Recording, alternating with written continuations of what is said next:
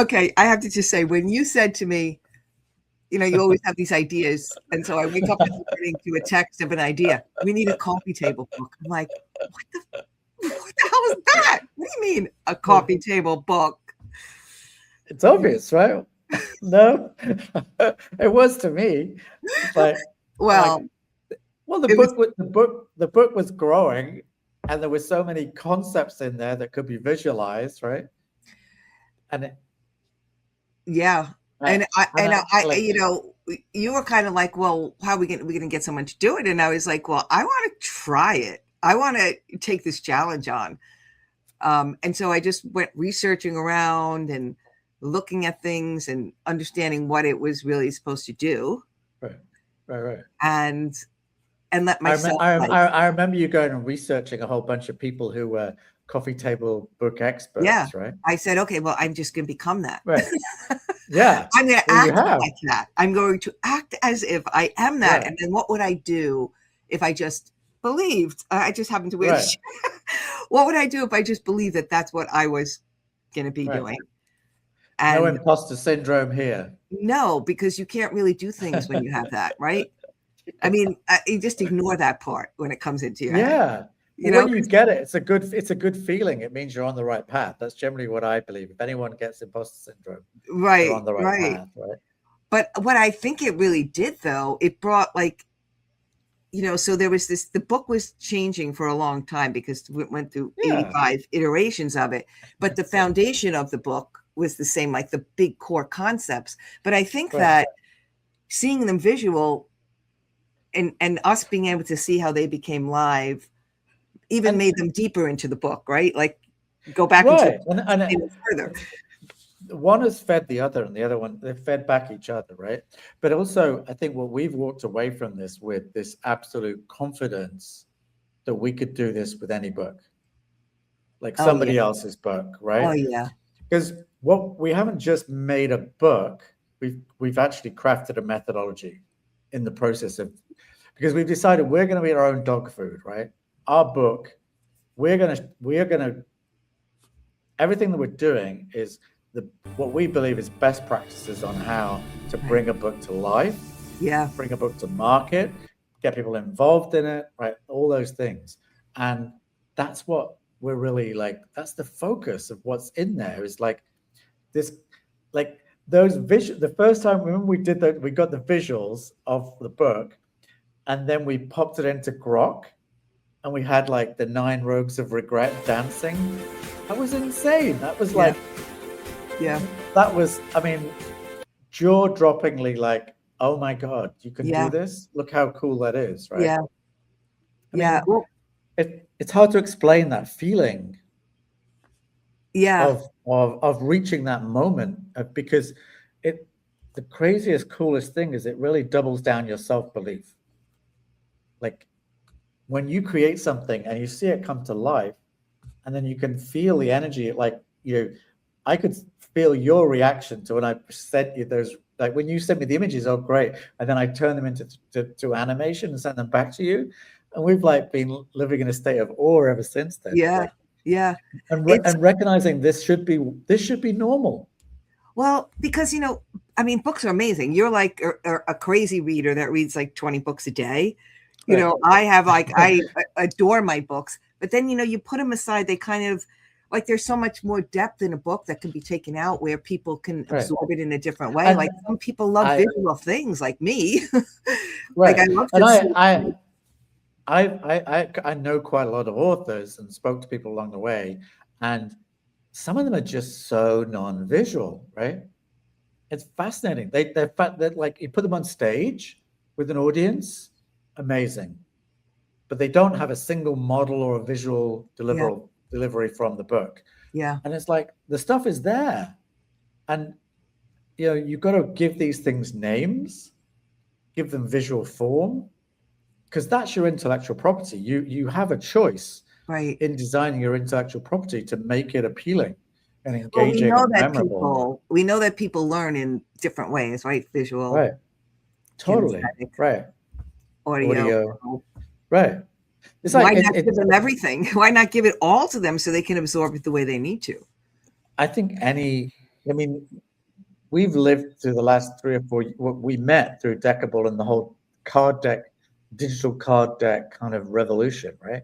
And so we were dealing daily on a visual metaphor. Right. It's different than just a text-based book, right? And so I think that's where our motivations come from. We knew why people loved cards, but there's a lot of people in publishing who just don't think beyond text. Right. And You're missing out on a lot of things if you do that. Like we right. literally took that book and went like this, dumped out 6 card decks from it, and then those became into a coffee table book. And so like we're just covering all ways in which a person can take this information in, and it's fun. And I don't know, like the naming of the characters. We've gone over we've renamed them half a dozen times at least, right? Some of them, and their visual look and feel, like they feel like your offspring, your creation, your children. Like we've nurtured them to brought them to life, and it's like everything. I mean, I'm pretty sure, that's how it felt like for J.K. Rowling to produce Harry Potter. I mean, that's such a visual. Everything that she's created, you can see it, and then when you see the movie, it's like, maybe it wasn't how you imagined it, right? But we're going through that whole step of. That's just so valuable too, in being able to bring like the characters to actual form, where you can see them, and so not only did we do that, but they have deep stories.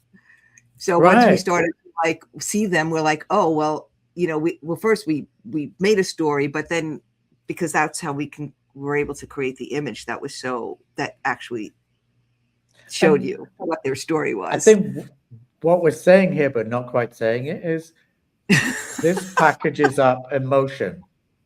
Yes. This creates feelings, right? What are you trying to do when you actually teach someone something? You're trying to shift them from wherever they are to wherever they want to go. And that involves emotion, feeling, connection, memory. When they read the story and they see the persona, they're going to be like, oh yeah, that's when Fred did this or Mary did that. They're going to see that. Those things are going to come to life. And visuals do a much better job of helping us shift our thinking. Yeah. I mean, it's truly amazing. It's been, and I think one of the things is I've just been saying, oh my God, well, you said this should be illegal. I put it a little differently. I'm like, this is like crazy, ridiculous fun. This is just so much fun. It is so much fun. Right. I can literally, there's a few times where I've been, bouncing around with excitement, like disbelief that this is possible. Yeah. And it should be this fun. Like that. And I think that energy, like, it's kept us going through this whole process. So this sharing of stuff back and forth is just like, it's a living thing, right? And if you don't love your work, why the hell are your clients going to love it, right? Yeah. Well, I always say this to people too, like you have to fall in love with it because that's going to help you talk about it, because, marketing for most people, it's not like an innate thing to do, to talk about their stuff. But when you love it and you love how it's going to help people, you're much more able to say, oh my God, I have to share this with you. I want you to have this because I know how it's going to really, enhance your life and make it better. Yeah. It's just honestly the idea of taking words and giving it visual and physical form is so, and the idea of these little card decks is so cute, but so like it helps you remember all the individual things, because think how distracted we are. We need those little anchors to hold on to facts, feelings, thoughts, memories, connections, right? Well, why don't you tell everyone, because this was your other great, amazing idea, where all of these things are going to get pulled together: the books, the cards, the coffee table book, how are we gonna, that's gonna be available all in one lovely package. And tell us about that, Nick. You mean the software stuff, or I is that mean, what you're talking about? Kickstarter. I mean, Kickstarter. Oh, the Kickstarter. Yeah. Well, I mean, the whole idea of this was, you know, I mean, it's so ridiculously easy to put a book on Amazon, right? I mean, that's not very exciting, but Kickstarter is such a visual domain. Like, you know, that's where, you know, Atomic Kittens was launched. There's so many like amazing, the things that do well on Kickstarter are highly visual, right?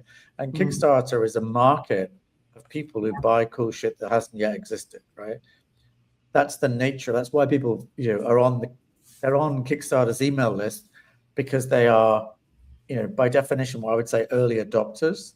They'll try things that don't exist, right? Right. And so the idea of pre-launching the book visually, and the coffee table book kind of sits across the three books. It's not everything, it's not every detail, but it's like it's your entrance ticket into the world, right? It's a visual incentive to join in and enter some of the thought processes that the book, everything, all the ideas in the book have got 100% visualization, right? From the culture dance to the rogues, like everything is in there as a visual entity. So the coffee table book does a great job, and then putting that on Kickstarter. And so our strategy is very much like build our community. That's why we've got going with school. We're a little bit behind, but we're going to catch up with that thing, with the quiz, the quest. All these tools are going to like spin the wheel. Yeah. It's basically it's a flywheel that it's not moving that fast yet, right? But it's going to start and it'll pick up momentum, and that's going to lead us towards a Kickstarter in August, September, right? So that gives us quite a few months to build up that momentum, get our school going, build community, teach people about what we're doing, what it is, you know. Yeah, I mean, and really to inspire you to like, don't just stop at, you know, words on a page. Like take your stuff to life and get people excited about it. Get yourself excited about it, and really, you know.